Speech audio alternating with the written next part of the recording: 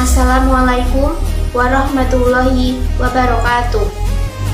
Perkenalkan, nama saya Lutfiana Dewi, mahasiswi IAIN Salatiga, Prodi Ratris Matematika, kelas 2B dengan NIM 23070210014. Kali ini saya akan membahas sedikit tentang problematik pendidikan dalam keragaman budaya.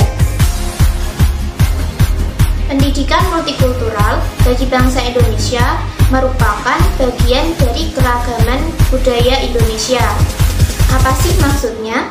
Untuk lebih jelasnya, mari kita simak penjelasan berikut ini. Pembahasan yang pertama yaitu tentang keberagaman budaya Indonesia yang unik. Dalam keunikan tersebut pasti dipengaruhi oleh beberapa faktor kan? Nah, untuk faktornya yaitu yang pertama, faktor dari geografi, yang kedua, faktor dari demografi, yang ketiga, faktor sejarah, dan yang keempat, faktor kemajuan sosial ekonomi. Ternyata, keempat faktor tadi relevan dengan keadaan masyarakat Indonesia yang plural, dilihat dari aspek suku, ras, agama, dan status sosialnya. Nah, jadi dari faktor dan aspek tadi, kemudian muncullah yang namanya pendidikan multikultural. Jadi, sekarang sudah tahu kan latar belakang munculnya pendidikan multikultural? Pembahasan selanjutnya yaitu tentang kemajemukan bangsa Indonesia yang dilihat dari dua perspektif, yaitu perspektif horizontal dan perspektif vertikal. Perspektif horizontal ini dilihat dari perbedaan agama, etnis, bahasa daerah, perbedaan geografis, pakaian, makanan, dan perbedaan budayanya. Sedangkan perspektif vertikal dilihat dari perbedaan tingkat pendidikan, ekonomi, pemukiman, pekerjaan, dan perbedaan tingkat sosial budaya. Ternyata Indonesia juga rentan dengan konflik horizontal loh, berupa gerakan separatisme dan gerakan radikalisme. Gerakan separatisme ini merupakan gerakan ancaman yang berasal dari dalam, contohnya seperti gerakan Aceh Merdeka, gerakan Republik Maluku Selatan, dan Operasi Papua Merdeka. Tujuan mereka melakukan gerakan ini yaitu mereka ini menuntut memisahkan kedaulatan dari Indonesia karena ingin mendirikan negara baru dengan ideologi yang mereka ikuti, yang mereka yakini. Sedangkan gerakan radikalisme merupakan ancaman yang berasal dari luar negeri. Contohnya seperti westernisasi, degradasi moral, perubahan pola pikir menjadi materialisme, dan kebebasan tanpa batas. Ternyata gerakan ini merupakan dampak negatif dari arus globalisasi yang menjadi ancaman dan mengakibatkan disintegrasi bangsa. Pembahasan selanjutnya yaitu tentang pengaruh budaya barat dalam hal pendidikan.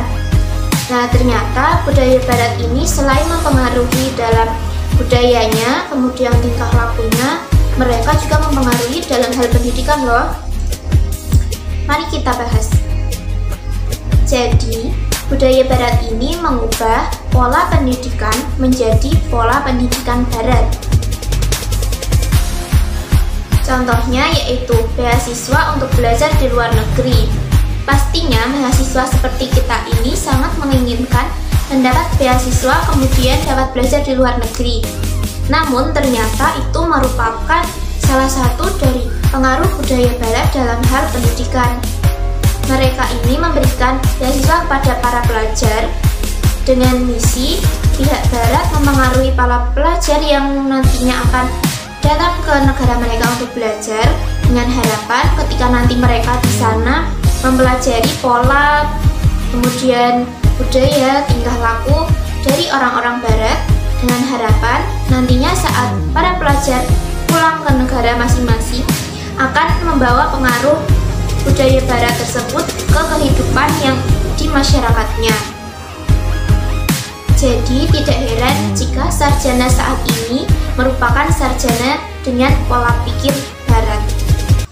Nah, dari pembahasan tentang paradigma pendidikan multikultural, ternyata pendidikan multikultural ini juga memiliki tujuan yang ingin dicapai loh. Seperti yang pertama, memfungsikan peranan sekolah dalam memandang keberadaan peserta didik yang beraneka ragam.